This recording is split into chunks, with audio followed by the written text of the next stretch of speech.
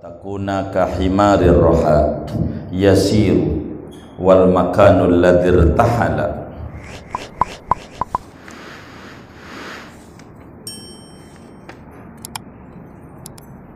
waladhir tahala ilaihi huwaladhir tahala minhu walakin irhal minal aqwan ilal mukawin wa anna ila rabbikal muntaha. La tarhal, jangan kamu pergi, min kaunin dari alam, ila kaunin kepada alam, fatakuna kahimarir roha, maka menjadi oleh kamu yaitu seperti keledai penggilingan, yasiru ia berjalan, yang berjalan oleh keledai, walladhir tahala ilaihi, adapun tempat irtahala yang berjalan oleh keledai, ilaihi menuju kepada tempat, huwallazi irtahala minhu adalah yaitu tempat yang pergi oleh keledai, minhu berangkat dari tempat itu. Walakin irhal minal aqwan idal mukawin, akan tetapi berangkatlah kamu daripada alam kepada Allah yang mencipta alam. Wa anna ila rabbikal muntaha, dan sesungguhnya kepada Tuhanmu lah al-muntaha, yaitu tempat sampai. Artinya saudara, kata Imam Ibnu Athaillah Sakandari, hidup kita ini harus bergerak, hidup kita harus berjalan, tapi jangan salah jalan. Jangan kita pindah dari alam kepada alam. Kalau kita pindah dari alam ke alam, maka posisi kita sama seperti keledai. Keledai penggilingan, berangkat dari setar situ, dia muter kembali ke situ lagi. Itu namanya belum pangkat manusia. Manusia yang benar adalah bila mana kita hijrah menuju kepada Allah, seperti sabda Nabi kita Muhammad sallallahu alaihi wasallam, faman kanat hijratuhu ilallah fahijratuhu ilallahi wa rasulih, faman kanat hijratuhu ilallah wa rasulih fahijratuhu ilallahi wa rasulih. Jadi kita di alam ini jangan terpaku pada alam. Kalau itu yang kita lakukan, kita tidak tinggi, kita masih rendah. Kalau kita pengen tinggi, setiap kita jalan di alam harus lari ke ujungnya, jangan lari ke alamnya. Ibarat kita membaca surat cewek, jangan kita fokus sama kertasnya, tapi fokus bayangin cewek yang memberikan surat itu. Gambarannya begini, kalau kita main ke laut, kita jangan terpukau oleh keindahan laut. Ini laut biru, cakep panoramanya, begitu sunset dan terus apa saja, tapi kita harus pelajari itu laut. Kalau kita main ke pantai, ini luar biasa, ini laut, di dalamnya ada ikan. Biar dikata air laut itu asin dari dulu sampai sekarang, tapi ikan tetap hidup dan tidak pernah asin, kecuali bila ikan itu mati, maka dikasih kecap namanya bandeng semur, dikasih cabai namanya bandeng pesmol, dikasih ini namanya jadi pedes, dikasih garam ikan asin. Kenapa dia terwarnai? Karena mati. Maka kalau kita jalan ke laut, kita harus baca tentang laut, lari kepada Allah. Jangan fokus sama lautnya, sehingga kita tidak bakalan tinggi derajatnya ketika main ke laut, hanya fokus pada laut tapi tidak fokus pada pencipta laut. Begitu juga kita main ke gunung, kita jangan terpukau dengan pohon-pohon yang di gunung, tapi harus kita baca, ini ada pohon duren, ada pohon cabai, tanahnya sama, airnya sama, kenapa cabai pedas dan duren manis? Siapa yang membuat ini? Ini yang harus terus kita bergerak di dalam hidup kita. Kata Imam Ibn Athaillah, la tarhal min kaun ila kaun fatakuna kahimarir roha yasiru walladhi irtahala ilaihi huwalladhi irtahala minhu walakin irhal minal aqwan ilal muqawwin.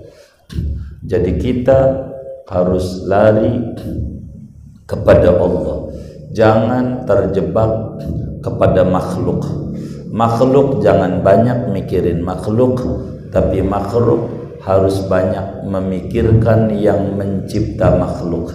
Kalau makhluk terjebak pada makhluk, maka makhluk ini gak bakalan tinggi derajatnya di mata Allah Subhanahu wa ta'ala.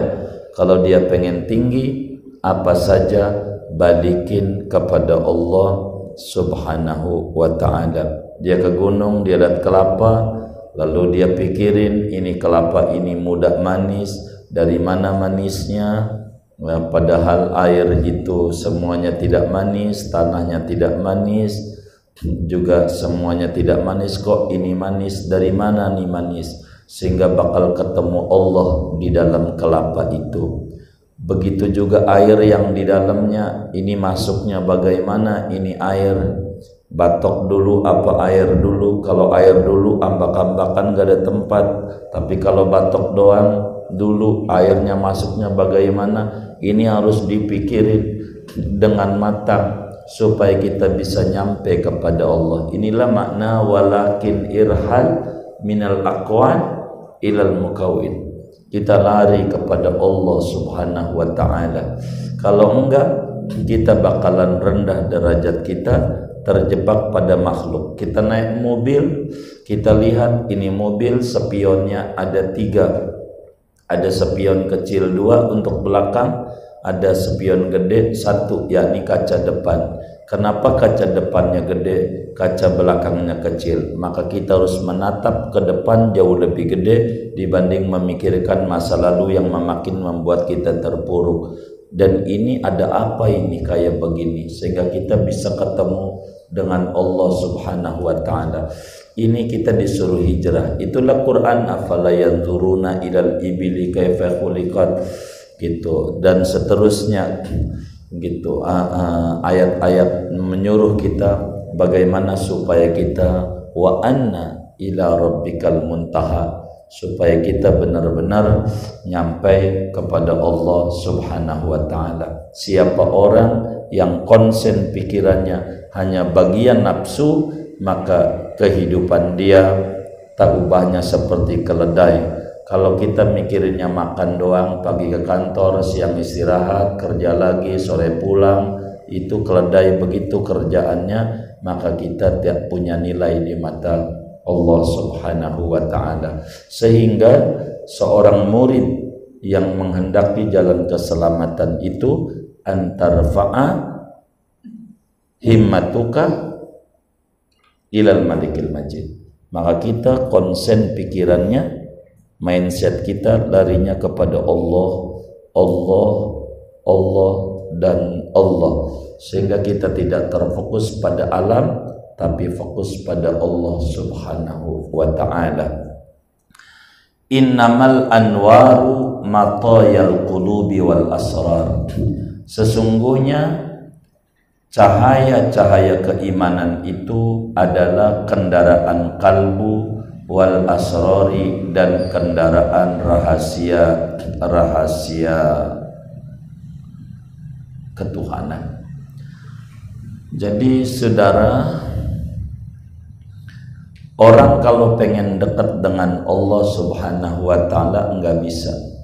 Kalau kita menuju Masjid Muflihun dari rumah jalan kaki, itu enggak bisa. Mau nyampe tapi lama. karena tidak ada kendaraan. Yang menjadi cepat kita menuju Masjid Muflihun ini karena kita ada kendaraan. Begitu kita menuju kepada Allah. Kendaraan menuju Allah adalah cahaya. Cahaya itu dari mana? Dari aurat-aurat yang kita baca. Apa Quran sa'ain tiap hari? Apa kita membaca dalail tiap hari? Apa kita membaca ratib tiap hari? Ini semuanya dalail nurun, Quran nurun, lalu ratib haddad nurun. Ini kalau dikumpulin namanya anwar. Ini cahaya-cahaya ratib, cahaya baca Quran, cahaya baca solawat. Ini adalah kendaraan jiwa untuk bisa sampai kepada Allah Subhanahu wa ta'ala, sebagaimana motor kendaraan kita yang nyampein kita menuju Masjid Al-Muflihun ini. Oleh karena itu saudara, nur-nur Tuhan itu tidak bakalan masuk di dalam hati seorang hamba tanpa ada riyadhah, tanpa ada wirid yang dia amalkan dengan kontinu. Wirid yang diamalkan secara kontinu akan menghasilkan cahaya. Cahaya itu untuk apa?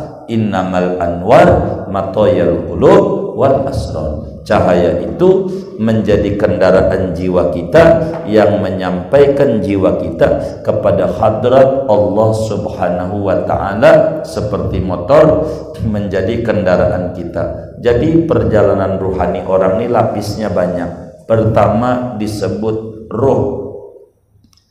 Ruh dulu. Ruh ini saudara berlapis di badan kita nih, biar kita tahu. Ruh berlapis, halus, sehingga kita nggak tahu dengan ruh. Tapi kita sadar bahwa kita hidup, tandanya kita hidup itu ada ruh. Nah, kalau kita masih bergelimangan dengan maksiat, baik maksiat zahir maupun kita maksiat batin, maka ruh ini disebut masih nafsu, saudara. Masih nafsu. Kalau sudah nafsu ini di tingkat 4 baru bisa jalan menuju Allah. Kalau udah tingkat 4, tingkat dasarnya itu namanya amarah. Naik lagi namanya lawamah, nomor 2. Lolos dari 2 ini kita bisa lalui namanya mulhimah. Mulhimah ini kalau udah lalui tingkat 4 namanya mutmainnah. Kalau udah mutmainnah baru pengen balik sama Allah. Ya ayyatuhan nafsul mutmainnah irji'i ila rabbik. Rujuk ilallah itu kalau nafsu kita udah mutmainnah. Nanti dari mutmainnah belum habis. Harus ada radiyah, harus ada mardiyah, harus ada kamilah. Habisin ini nafsu. Kalau sudah nurut, nafsu kita terkendali laksana sapi atau kuda yang udah dikasih tali kekang, maka nafsu ini naik, namanya disebut akal, disebut orang berakal. Nafsu ini baru akal ketika sudah bisa dikekang. Nama nafsu ini akal. Akal ini pengekang daripada nafsu. Akal itu jiwa-jiwa juga. Begitu. Kalau kemudian akal ini terus diasah dengan zikir, dari tadinya nafsu, walaupun orangnya dia juga dari kopral, mayor, letnan, jenderal, dia juga. Maka kalau sudah akal ini terhiasi dengan zikir, tidak lalai dari Allah, maka akal ini berubah sebutan namanya qalbu, saudara. Jadi nafsu menuju akal, menuju qalbu, baru disebut qalbu. Qalbu itu bukan jantung. Kalau jantung binatang juga punya, tapi nggak punya qalbu. Sebab qalbu itu adalah, kata Imam Ghazali di dalam Ihya itu, latifah rabbaniyah, adalah kehalusan-kehalusan bangsa Tuhan. Kalau sudah menjadi qalbu, lalu tenang kalbu ini. Nah, ini yang disebut tingkat 4. Udah itmi'nan, udah ada ketentraman jiwa, keasikan dekat dengan Tuhan, maka kalbu ini namanya disebut sir. Sirna, lubuk hati yang paling dalam, itu sir. Bila sir ini saudara terus diolah sehingga sampai bisa masuk pada hadrat Allah, sir ini, maka Allah bakal bantu dengan cahaya-cahaya. Dari sir ini bakal kita mendapatkan asrar, innamal anwar matayal qulub wal asrar. Kalau udah masuk sini, tapi kita masih jauh, bainas sama wasumur. Kalau bumi dekat, sumur dalaman, jauh banget. Kita masih belum kelasnya berbicara ke sini-sini. An-nuru jundul qalbi. Nur itu bala tentara qalbu. Kama annadul mata jundun nafsi. Sebagaimana bahwa kegelapan itu bala tentara nafsu. Fa idza aradallahu an yansura 'abdahu, maka apabila menghendaki oleh Allah akan bahwa menolong oleh Allah akan hambanya, amaddahu, maka membantu, memberi madad oleh Allah akan si hamba, bijunudil anwar, dengan bala tentara cahaya, wa qata'a anhu madadad dzulami wal aghyar, dan memutuskan oleh Allah dari si hamba akan bantuan kegelapan-kegelapan, wal aghyar, dan orang lain, yakni selain Allah, alam-alam yang menghalangi kita kedekatan dengan Allah Subhanahu wa ta'ala. Aghyar itu kullu ma yasghaluka anillah, segala yang membuat kita jauh dari Allah Subhanahu wa ta'ala. Jadi saudara, negara itu kudu punya alat, namanya tentara. Tentara yang dibawanya polisi ini adalah alat-alat negara, alat-alat kekuasaan untuk supaya sampai pada tujuan sebuah kekuasaan. Bila kemudian perangkat ini, alat-alat polisi dan negara ini adalah benar, patuh, mengikuti titah daripada kekuasaan, maka dengan sendirinya akan mencapai pada tujuan yang diinginkan oleh kekuasaan. Tapi bila tentaranya ini tidak patuh, maka negara akan menjadi rusak adanya. Begitu juga hati orang. Orang itu kalau pengen selamat harus punya tentara. Tentaranya orang itu adalah nur. Nur yang dihasilkan dari aurad yang dia kerjakan. Maka ketika hati itu padat berisi cahaya, maka Allah Subhanahu wa ta'ala itu tandanya menolong hambanya. Kalau hamba ini pengen dideketin sama Allah, maka hamba ini dikasih prosedur oleh Allah, kekuatan untuk menghamba sama Allah.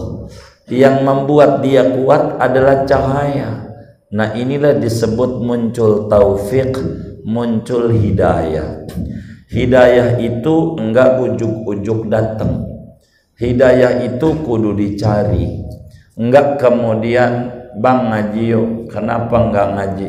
Sorry, ntar lu jangan ajak-ajak gua ngaji. Kalau gua dapet hidayah, ntar juga gua ngaji tanpa lu suruh. Ini namanya keliru. Orang yang model begini boleh kerja di rumah saya. Berapa gajinya? 5 juta. Baik, kita kasih 5 juta. Kemudian kita kurungin di kamar dari pagi sampai sore.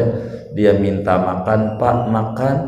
Kita jawab, lu jangan minta makan sama gua. Kalau kata Allah kenyang, lu kenyang walaupun gua nggak kasih makan. Seminggu aja, modal tuh orang, modal. Maka kita begitu, ndak bisa. Kalau pengen dapat hidayah, ya ngaji. Karena hidayah nggak datang ujuk-ujuk. Hidayah itu hasil berupaya. Nggak bisa. Dari sanalah muncul nur. Dari hidayah, dari sana muncul pengen dekat dengan Allah. Nur ini macam-macam. An-nuru lahul kasfu. Nur itu baginya membuka.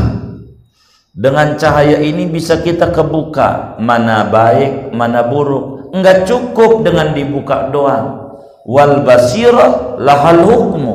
Mata batin itu ada baginya memutuskan. Walaupun kita tahu ini barang haram, kalau mata batinnya gelap tetap bisa diambil.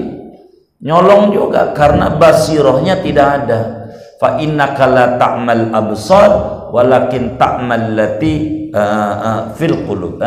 Gimana itu yang hafal Quran ini siapa? Bukan mata kepala tapi mata batin. Wal qalbu lahul iqbal wal idbar. Sementara qalbu baginya itu kehampiran dan lari dari Allah. Hati itu bisa pengen dekat sama Allah, pengen jauh, tapi bakal diputusin oleh basirah. Basirah inilah pada kelas akal tadi. Sesudah nafsu bisa ditundukkan, berubah jadi akal, berubah jadi qalbu, baru ruh, baru bakal muncul sir. Sir itu di atas roh di atas daripada akal, akal di atas daripada nafsu. Ini tingkatan-tingkatan batin perjalanan rohani daripada seorang hamba. Jadi nur itu adalah kayak tentara bagi raja. Maka untuk menyampaikan kepada Allah, maka kudu ada dia nur dulu. Tanpa itu sulit orang untuk bisa sampai kepada Allah. Al-aqwanu zahiruha ghirra wa batinuha ibrah. Alam itu, yaitu adapun lahirianya alam, yaitu tipuan. Wa batinuha ibrah, adapun batinnya alam, yaitu pelajaran. Fan nafsu tanduru ila zahiri ghirratiha. Maka nafsu itu memandang kepada lahiriah tipuannya alam. Wal qalbu yanduru ila batini ibratiha. Sedangkan qalbu itu memandang kepada batin pelajarannya alam. Jadi dunia ini saudara ada dua sudut pandang oleh kita. Kalau kita masih kelasnya di nafsu, kita sering memandang kebahagiaan. Kalau kita punya duit banyak itu bahagia, kalau kita punya jabatan tinggi bahagia. Padahal itu tipuan semuanya, tipuan. Begitu, pengen jadi RT aja dikata enak, udah jadi RT kagak, puyeng juga. Benernya aja masih salah tuh jadi RT, apalagi salahnya, tipuan. Tapi di dalamnya kalau dia mau dipelajari, ini ada ibrah. Oh begini ya hidup sama Allah.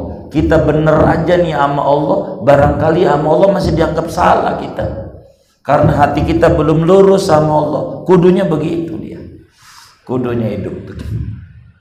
Maka nafsu kita memandang pada tipuan dunia, keindahan panorama alam, ujungnya stres juga. Dia jalan-jalan ke Anyar, pulang dari Anyar naik bis, baru cerita sama temennya, najong doang tuh di Anyar, bakso mahal masa 50.000, enak juga kagak, kata dia. Ada nggak ya kayak begitu? Begitu ditanya sama temennya, terus kamu buang, udah habis sih di perut, udah habis semua, jangan diomongin. Kau udah habis semua, pelajaran dari Allah. Begitu pelajar, tapi mahal. Itu juga yang dagang tuh kalau dengar bakal ngomong, ini gua dagang buat orang yang ngabisin duit, lalu dikit jalan-jalan. Lu mau pasar malam aja kelasnya dah. Begitu. Dunia ini tipuan. Manis kelihatannya, dalamnya pahit. Nafsu memandang manis, tapi kolbu memandang pahit. Segalanya itu begitu. Begitu. Kelihatannya anugerah, tapi ujian.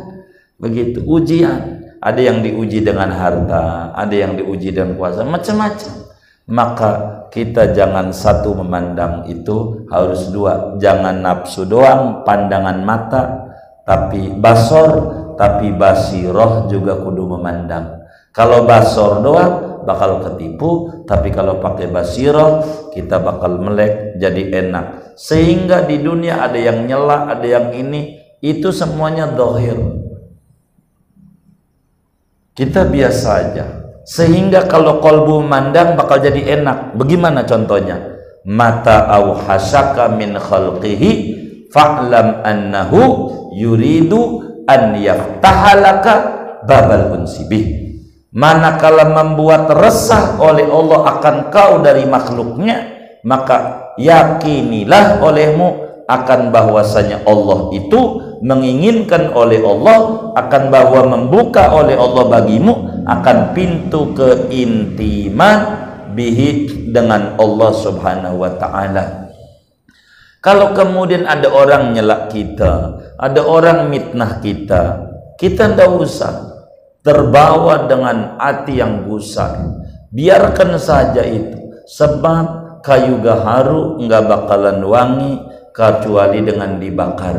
Maka tujuan Tuhan dengan kita dizolimi oleh orang, biar kita dekat dengan Allah subhanahu wa ta'ala. Kenapa kita harus marah kepada Allah dengan diperlihatkan bahwa dia bukan teman baik kita? Maka bahasa gampangnya, bolehkah kita membalas dendam kepada orang yang zalim sama kita? Jawabannya dalam dunia tasawuf, boleh. Caranya, cara kita membalas dendam kepada orang yang jahat kepada kita, yaitu dengan cara mengikhlaskannya. Caranya mengikhlaskan bagaimana? Allah unjukin dia bukan teman baik kita.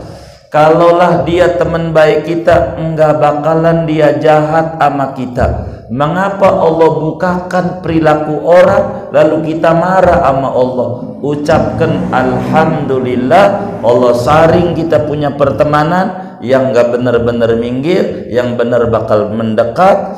Ini supaya kita intim dengan Allah subhanahu wa ta'ala. Maka kata Imam Ibn Athaillah, mata auhasaka min khalqihi fa'lam annahu yuridu an yaftahalaka babal unsibi. Bila kita diganggu oleh orang, dibuat resah oleh orang, itu tandanya Allah menganggap kita tidur, maka dicubit kita supaya kita melek pengen dekat dengan Allah subhanahu wa ta'ala. Gara-gara diganggu orang, maka kemudian kita baca Quran malam, maka malam tahajud. Kenapa kita harus marah? Bisa tahajud gara-gara dibenci dia. Mengapa kita harus marah? Kita bisa baca Quran gara-gara dibenci dia. Mengapa kita harus marah? Gara-gara itu kita demen ke kiai, demen ziarah, demen ini. Kita harus girang. Dengan Allah punya cara. Maka jangan memandang dengan nafsu, tapi memandang dengan kolbu.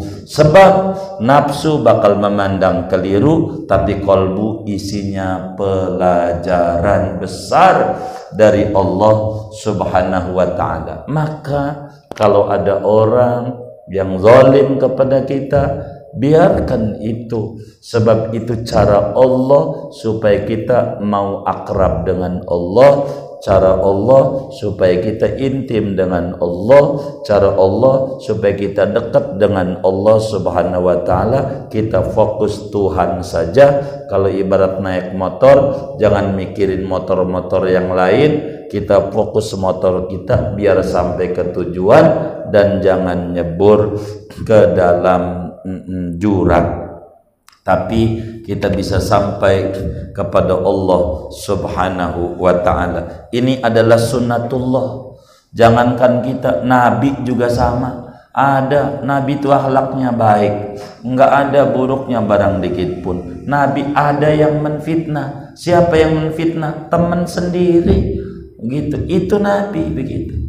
Apalagi lah kita yang bukan Nabi, yang banyak salahnya, biasa begitu. Nabi Musa diganggu oleh Fir'aun, itu biasa. Nabi Ibrahim diganggu oleh Namrud, Nabi Muhammad diganggu oleh Abu Jahal, dan seterusnya. dan itu sudah menjadi sunnatullah pada para kekasih-kekasihnya daripada Rasul, daripada Nabi, daripada wali. Bila Allah menghendaki baik, maka banyaklah lisan-lisan buruk yang bakal mencela, karena yang namanya emas enggak bisa diuji kecuali caranya dibakar. Dengan dibakar itu bakal kelihatan ini adalah emas, tapi bila melempem meleleh maka namanya tembaga. Karena itu kata Imam Jalaluddin As-Suyuti di ujung kitab Al-Itqan fi Ulumil Quran, idza aradallahu nasra fadilatin tuyat atahalaha lisana hasudi laula isti'alun nari fi majawarat lam ya'rifin nasu bainal udi wal hatabi. Bila Allah pengen mengangkat derajat orang, maka dimunculkan lidah-lidah tukang fitnah, begini begitu, begini begitu, sebab akan dibuktikan apakah kita itu kayu gaharu ataukah kita kayu bakar biasa. Kalau kayu gaharu dibakarnya wangi, tambah bagus, tambah mulia, tambah bagus. Tapi kalau tambah wangi, kalau kayu bakar biasa akan keluar bau busuk. Maka jangan marah ketika Allah membuat benci makhluknya. Itu tandanya Allah pengen kita intim dengan Allah, Allah pengen kita akrab dengan Allah, Allah pengen kita dekat dengan Allah, Allah pengen kita mesra dengan Allah subhanahu wa ta'ala. Biar kita dekat sama Allah. As-salatu mahallul munajat. Adapun salat yaitu tempatnya beraudiensi dengan Allah. Wa ma'dinul musafat, dan tempatnya kebeningan pikiran. Yattasi'u biha maidanul asrar, luas pada salat oleh lapangan rahasia-rahasia. Wa tusriqu fiha sawariqul anwar, dan bersinar di dalam salat oleh kilauan-kilauan cahaya. Alima wujudud dha'fi minka, alima wujudad dha'fi minka faqallala a'dadaha.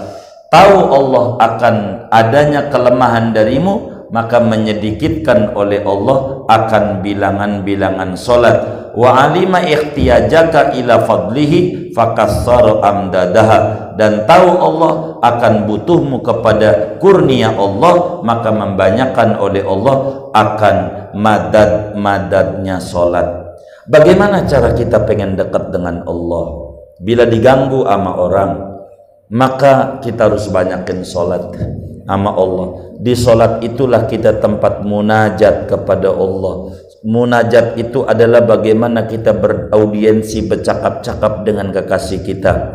Maka munajatnya seorang hamba dengan Allah, yaitu dengan berdiri, yaitu dengan ruku, yaitu dengan sujud, baca Quran, baca solawat, dan semuanya ada di dalam solat. Maka solat itu ma'dinul musafat. Maka dalam solat itu banyak asrar-asrar rabbaniyah. Dalam solat itu banyak rahasia-rahasia ketuhanan. Cahaya banyak. Maka dengan solat kita lagi isi bensin kita, isi bahan bakar kita. Bagaimana kita biar terus melaju cepat? Maka solat itulah tempat di mana kita biar akrab dengan Allah subhanahu wa ta'ala. Ketika kita solat, kita mengucapkan Alhamdulillah, Bismillahirrahmanirrahim, Alhamdulillah Rabbil Alamin. Iya, aku adalah Tuhan yang layak dipuji, karena aku adalah Tuhan semesta alam. Alhamdulillah Rabbil Alamin. Ar-Rahmanir Rahim. Iya, aku Tuhan yang Rahman, yang Rahim. Maliki Yaumiddin. Iya, aku ini Tuhan yang merajai hari kemudian, termasuk juga merajai dunia. Iyyaka na'budu. Iya, aku ini Tuhan yang kau kudu sembah. Wa iyyaka nasta'in. Iya, aku ini Tuhan yang kau kudu minta tolong. Minta apa kau hambaku? Dididiklah oleh Al-Quran. Iyyaka na'budu, ihdinas siratal mustaqim. Tuhan kasih hidayah, kasih hidayah, jalan yang lurus. Maknanya dumna ala dinil Islam, langgengkan kami dalam beragama Islam ini. Maka dalam sholat itu ada komunikasi kita dengan Allah kalau kita mengerti. Karena kita nggak mengerti dalam sholat, maka yang kita baca sub Allahu Akbar, sub Allahu Akbar, nggak mengerti kandungan dari apa yang kita baca di dalam kita punya sholat. Sholat ini dulunya 50, berubah menjadi 5. Kenapa? Dari 50 menjadi 5. Kata Imam Ibn Athaillah, alima wujudud dha'fi minka.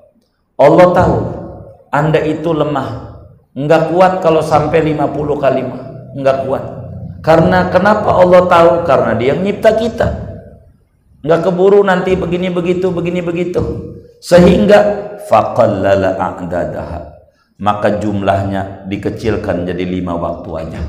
Kenapa dikecilkan jumlahnya? Karena Allah tahu kita orang lemah.